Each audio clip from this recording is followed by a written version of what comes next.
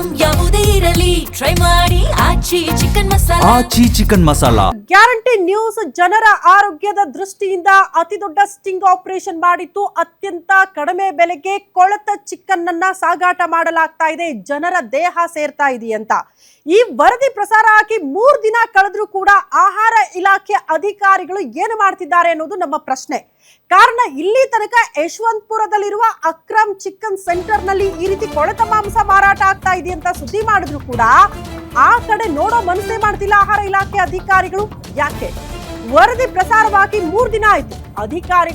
ಅಧಿಕಾರಿಗಳು ಮಾತ್ರ don't care ಅಂತಿದ್ದಾರೆ.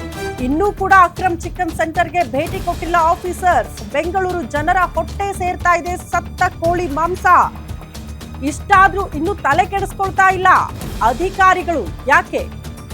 ಜಿಬಿಎ ವೆಸ್ಟ್ ಕಚೇರಿಯ ಸಿಬ್ಬಂದಿಗಳಿಗೂ ಕೂಡ ವರದಿಯನ್ನ ಗ್ಯಾರಂಟಿ ನ್ಯೂಸ್ ಕೊಟ್ಟಿದೆ. ಚಿಕನ್ ದಂಧೆಯ ಇಂಚಿಂಚು ಮಾಹಿತಿಯನ್ನ ಜಿಬಿಎ ಅಧಿಕಾರಿಗಳಿಗೆ ತಲುಪಿಸಿದ್ರು ಕೂಡ ಡೋಂಟ್ ಕೇರ್. ಕಾರಣ ಯಶವಂತಪುರ ಭಾಗದಲ್ಲಿ ಬರುವಂತಹ ಅಕ್ರಮ್ ಚಿಕನ್ ಸೆಂಟರ್ ನಲ್ಲಿ ಅಟ್ಲೀಸ್ಟ್ ಪರಿಶೀಲನೆ ಮಾಡಿ ಸರ್ ಅಂತ ವರದಿ ಕೊಟ್ಟಿದ್ದೀವಿ. ಆದ್ರೂ ಕೂಡ ಇರ್ಲಿ ಬಿಡಿ ಅನ್ನೋ ರೀತಿಯಲ್ಲಿ ಜಿಬಿಎ ಅಧಿಕಾರಿಗಳು ಸುಮ್ಮನಾಗ್ತಿದ್ದಾರೆ. ಅಟ್ಲೀಸ್ಟ್ ಆಹಾರ ಇಲಾಖೆ ಅಧಿಕಾರಿಗಳು ತಲೆ ಕೆಡಿಸ್ಕೊಳ್ಬೇಕಾಗಿತ್ತು. ಕಾರಣ ಜನರ ಆರೋಗ್ಯದ ದೃಷ್ಟಿಯಿಂದ ಅವರು ಕೂಡ ಡೋಂಟ್ ಕೇರ್ ಅಂತಿದ್ದಾರೆ. ಯಾಕೆ? ಹಂಗಾದ್ರೆ ಇವರೆಲ್ಲರೂ ಕೂಡ ಶಾಮೀಲಾಗಿದ್ದಾರಾ ಅನ್ನೋದು ಸಹಜವಾಗಿ ಬರ್ತಾ ಇರುವಂತಹ ಅನುಮಾನ. ಯಾಕಂದ್ರೆ ಒಂದೊಂದ್ ಕಡೆ ಅಕ್ರಮ ಆದಾಗೆಲ್ಲ ಹೇಳ್ತೀವಲ್ಲ, ಅವ್ರಿಗೂ ಮಾಮೂಲಿ ಕೊಡ್ತಾ ಇದ್ರು, ಅದಕ್ಕೆ ಅಕ್ರಮವನ್ನ ತಡೆಗಟ್ಟೋದಕ್ಕೆ ಸಾಧ್ಯ ಆಗ್ಲಿಲ್ಲ ಅಧಿಕಾರಿಗಳಿಗೆ ಅಂತ. ಹಂಗಾಗಿ ಮಾಮೂಲಿ ಏನಾದ್ರೂ ಹೋಗುತ್ತಾ ತಿಂಗಳಿಗೆ ಇಂತಿಷ್ಟು ಅಂತ ಆ ಕಾರಣಕ್ಕೆ ಸೈಲೆಂಟ್ ಹಾಕಿದ್ದಾರಾ ಸಂಬಂಧಪಟ್ಟ ಇಲಾಖೆ ಅಧಿಕಾರಿಗಳು? ಇದು ಪ್ರಶ್ನೆ ಇರೋದು.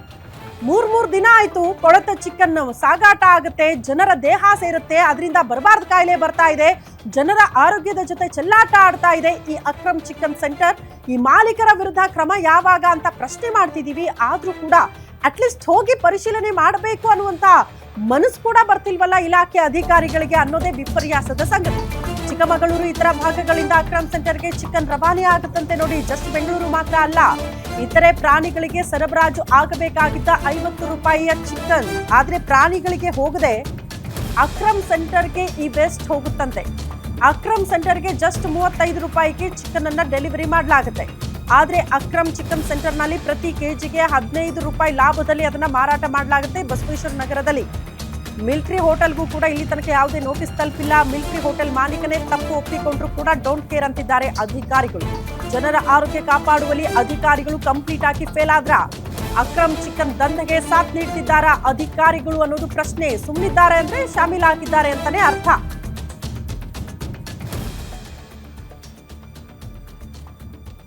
ಈ ಬಗ್ಗೆ ಮತ್ತಷ್ಟು ಡೀಟೇಲ್ಸ್ ಅನ್ನ ಕೊಡ್ತಾ ಹೋಗ್ತಾರೆ ನಮ್ಮ ಪ್ರತಿನಿಧಿ ಗಿರೀಶ್ ದೂರವಾಣಿ ಸಂಪರ್ಕದಲ್ಲಿ. ಗಿರೀಶ್, 3 ದಿನ ಆಯ್ತು ವರದಿ ಮಾಡಿ. ನಾವುಗಳು ಅನ್ಕೊಳ್ತಾ ಇದೀವಿ ಜನರ ಆರೋಗ್ಯನೇ ಇಂಪಾರ್ಟೆಂಟ್, ದುಡ್ಡಲ್ಲ ಅಂತ. ಆದ್ರೆ ಅಧಿಕಾರಿಗಳಿಗೆ ಯಾಕೆ ಮನಸ್ಸಾಗ್ತಾ ಇಲ್ಲ ಹೋಗಿ ಅಟ್ಲೀಸ್ಟ್ ಚೆಕ್ ಮಾಡ್ಬೇಕು ಅನ್ನೋದು? ಎಂತ ಅಂದ್ರೆ ಇಂತಿಷ್ಟು ಮಾಮೂಲಿ ಹೋಗ್ತಾ ಇದೆಯಾ, ಅದಕ್ಕೆ ಸೈಲೆಂಟ್ ಆಗಿದ್ದಾರಾ ಅಧಿಕಾರಿಗಳು ಅನ್ನೋದು ಪ್ರಶ್ನೆ. ಶ್ರುತಿ, ಖಂಡಿತವಾಗಿಯೂ ಇದೊಂದು ದುರ್ದೈವದ ಸಂಗತಿ ಅಂತಾನೆ ಹೇಳ್ಬೇಕು. ಯಾಕಂದ್ರೆ ಬೆಂಗಳೂರಿನಲ್ಲಿ ಅಕ್ರಮವನ್ನು ಎಸಗೋರು ಸಾಕಷ್ಟು ಜನ ಇದ್ದಾರೆ. ಆದ್ರೆ ಅಕ್ರಮದ ವಿರುದ್ಧ ಮಾತನಾಡ್ಲಿಕ್ಕೆ ಕೆಲವೊಂದು ಮಾಧ್ಯಮಗಳಷ್ಟೇ ಇದೆ. ಅದರಲ್ಲಿ ಗ್ಯಾರಂಟಿ ನ್ಯೂಸ್ ಕೂಡ ಒಂದು. ಗ್ಯಾರಂಟಿ ನ್ಯೂಸ್ ಯಾವ ಮಾಧ್ಯಮವೂ ಕೂಡ ಮಾಡದ ಒಂದು ಕೆಲಸವನ್ನ ಮಾಡಿತ್ತು. ಬೆಂಗಳೂರಿಗೆ ಈ ಒಂದು ಅಕ್ರಮ್ ಚಿಕನ್ ಸೆಂಟರ್ ಏನಿದೆ, ಇದರಿಂದ 50ರಿಂದ 60% ಹೋಟೆಲ್ ಆಗಿರ್ಬೋದು, ಅದೇ ರೀತಿ ರಸ್ತೆ ಬದಿಯ ಬಿರಿಯಾನಿ ಶಾಪ್ ಗಳಿಗೆ ಕೊಳೆತ ಮಾಂಸ, ಅದರಲ್ಲೂ ಕೂಡ ಸತ್ತ ಕೋಳಿಯ ಮಾಂಸ, ಏನು ಅಲ್ಲಿನ ಮಾಲೀಕನೇ ಒಪ್ಕೊಂಡಿದ್ದಾನೆ, ಅಕ್ರಮ್ ಚಿಕನ್ ಸೆಂಟರ್ ಮಾಲೀಕ ಉಸ್ಮಾನ್, ಅದು ಪ್ರಾಣಿಗಳಿಗೆ ಕೊಡುವಂತಹ ಮಾಂಸ, ಅದನ್ನ ನಾವು ಕೊಡ್ತೇವೆ, ಆದ್ರೆ ಹೋಟೆಲ್ನವರು ಅದನ್ನ ತೆಗೆದುಕೊಂಡು ಹೋಗಿ ಜನಗಳಿಗೆ ಬಡಿಸ್ತಾರೆ ಅಂತ ಅಂದ್ರೆ ನಾವೇನು ಮಾಡ್ಲಿಕ್ಕೆ ಆಗೋದಿಲ್ಲ ಎನ್ನುವ ಒಂದು ಬೇಜವಾಬ್ದಾರಿ ಉತ್ತರವನ್ನ ಕೊಡ್ತಾನೆ. ಇಂತಹ ಒಂದು ದೊಡ್ಡ ಮಟ್ಟದ ವರದಿಯನ್ನ ಮಾಡಿದ್ದೇವೆ ಜನರ ಆರೋಗ್ಯದ ದೃಷ್ಟಿಯಿಂದ. ಆದ್ರೂ ಕೂಡ ಇಲ್ಲಿಯವರೆಗೆ ಜಿಬಿ ಅಧಿಕಾರಿಗಳಾಗ್ಲಿ ಅಥವಾ ಆಹಾರ ಇಲಾಖೆ ಅಧಿಕಾರಿಗಳಾಗ್ಲಿ ಯಾರು ಕೂಡ ಒಂದು ನೋಟಿಸ್ ಅನ್ನ ಶ್ರೀಮಾರುತಿ ಮಿಲಿಟರಿ ಹೋಟೆಲ್ಗಾಗಿರ್ಬೋದು, ಅದೇ ರೀತಿ ಅಕ್ರಮ್ ಚಿಕನ್ ಸೆಂಟರ್ಗೆ ನೀಡಿಲ್ಲ ಅನ್ನೋದು ಸಾಕಷ್ಟು ಬೇಸರದ ವಿಚಾರ ಅಂತಾನೆ ಹೇಳ್ಬೇಕು. ಅಧಿಕಾರಿಗಳು ಏನು ಮಾಡ್ತಾ ಇದ್ದಾರೆ ಎನ್ನುವ ಪ್ರಶ್ನೆ ಎದುರಾಗ್ತಾ ಇದೆ.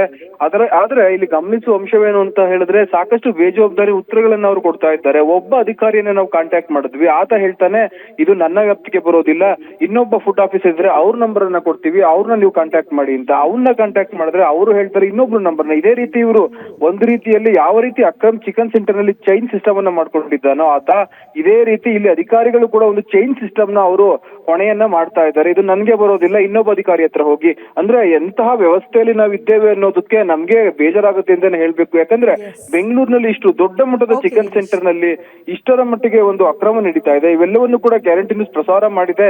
ಇಷ್ಟೆಲ್ಲ ಅವ್ರಿಗೆ ಸಾಕ್ಷಿಯನ್ನ ಕೊಟ್ಟರು ಕೂಡ ಅವರು ಸಾಕಷ್ಟು ಏನು ಇಗ್ನೋರ್ ಅನ್ನ ಮಾಡ್ತಾ ಇದ್ದಾರೆ. ಖಂಡಿತವಾಗಿಯೂ ಇನ್ನು ಇವತ್ತು ಸಂಡೇ ಆಗಿರೋದ್ರಿಂದ ರಜಾ ಇರ್ತಾರೆ. ನಾಳೆ ಏನಾದ್ರೂ ಅವರು ಮನ್ಸು ಮಾಡಿ ನೋಟಿಸ್ ಅನ್ನ ನೀಡ್ತಾರೆ ಅನ್ನೋದನ್ನ ಕಾದು ನೋಡ್ಬೇಕಾಗಿದೆ ಶ್ರುತಿ. ಓಕೆ ಗಿರೀಶ್, ಧನ್ಯವಾದಗಳು ತಮ್ಮೆಲ್ಲ ಮಾಹಿತಿಗೆ.